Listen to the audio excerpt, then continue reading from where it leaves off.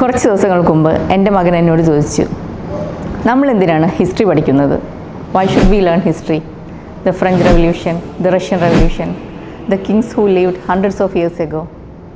We live in A age of technology and AI.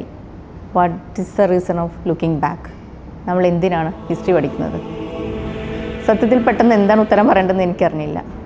പിന്നീട് ഞാൻ അവനോട് പറഞ്ഞു, history is not just about kings and dates. It's your story, my story, our story, and we must know our story. History tells us how we became who we are today. History shows us the struggles that won our freedom, the mistakes we must never repeat, and the values we must carry forward.